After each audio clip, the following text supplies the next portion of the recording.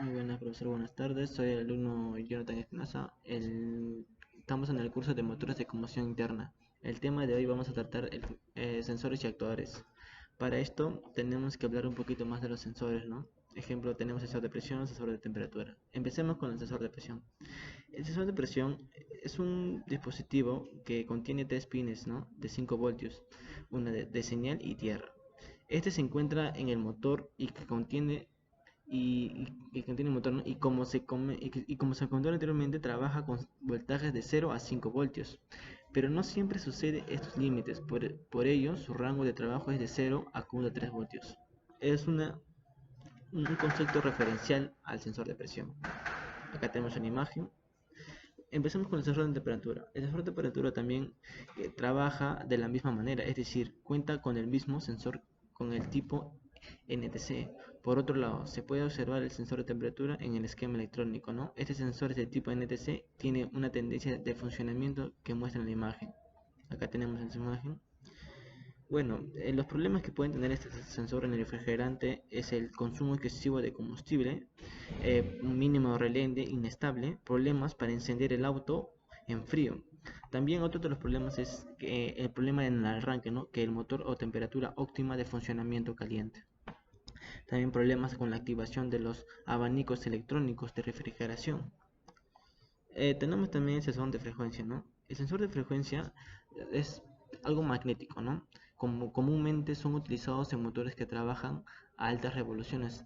En cambio, los sensores de efecto Hall son utilizando en motores que trabajan a velocidades de 600 RPM. Sincronización de los sensores CRAM y CAM, lo cual sería cigüeñal y posición. Sin importar, bueno, los síntomas de fallas en estos casos sería el motor no arranca, ¿no? El automóvil de tironea. Acá tenemos una imagen referencial, lo cual sería la sincronización de sensores.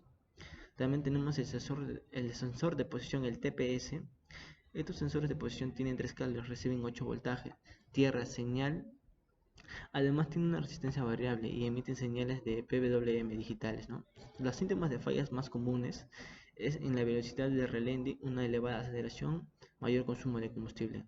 Como vemos acá tenemos una imagen, la planitud de el ancho de pulso de estos, en off y off. También tenemos el sensor de posición de pedal. Este pedal, este sensor envía una señal de posición de la válvula reguladora hacia el SM, ¿no? De motor para disminuir o aumentar el suministro de combustible hacia los inyectores. En otros tipos de sensores tenemos este sensor de posición izquierdo, sensor de posición de cilindro, ¿no? Hablemos un poquito más del diagnóstico planteado. Con el diagnóstico es considerado tomar estas alternativas de diagnosticar los sensores de posición, ¿no? Es verificar el SIB, también otros LSM, ¿no? Las transiciones del chasis, ¿no? Esos serían unos diagnósticos, ¿no? Recibir que el SM recibe una señal de entrada de los sensores de posición de la palanca de dirección.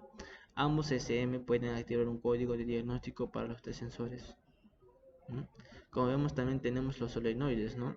Tenemos el Common Rates, que es el sistema de combustible, tenemos el HMU, el MMU. Bueno, como vemos, como hay un inicio de inyección y también hay un fin de inyección, ¿no? También tenemos las señales de control del solenoide, tenemos el control de precisión de actuación, el diagnóstico. Lo que más importa es el diagnóstico. ¿Qué pasa en el diagnóstico? Se debe de inspeccionar visualmente el nivel de combustible y el nivel de aceite. También es importante el posicionamiento de estado de los calentadores. Otro sería, en ambientes con condiciones demasiado frías, es necesario ayudar el arranque del motor con la inyección del éter, ¿no? Aunque no es muy favorable el éter porque malogra el motor, aunque claro es un encendido más rápido, ¿no? Por otro lado, también tenemos el diagnóstico del solenoide de alta presión, de las cuales es para probar la tensión que llega al solenoide se debe desconectar y comprobar la tensión con el multímetro a 12 voltios. Si no llega a 12 voltios es que algo está sucediendo en la rama eléctrica, ya puede ser en el circuito o otro, ¿no? Tenemos imágenes referenciales, ¿no? También teníamos los calefactores, que son actuadores calefactores, bujías precalentamiento, ¿no? Que en el motor diésel, estos motores están equipados con bujías para el calentamiento para facilitar el arranque en frío. Eso es su funcionamiento, ¿no? También tenemos electromotores, actuadores electromotores, que el motor va alojada en una carcasa bañada de combustible que facilita la lubricación. Acá tenemos una imagen referencial y la válvula estabilizadora, ¿no?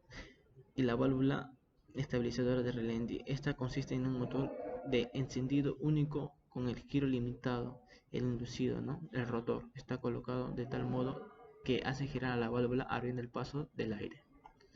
Bueno, como vemos, este es el diagnóstico de las fallas de actuadores y solenoides, ¿no? Sensores de presión, su funcionamiento, ¿no? Y las fallas constantemente. Bueno, esto sería todo en el último laboratorio de motores de combustión interna. Gracias.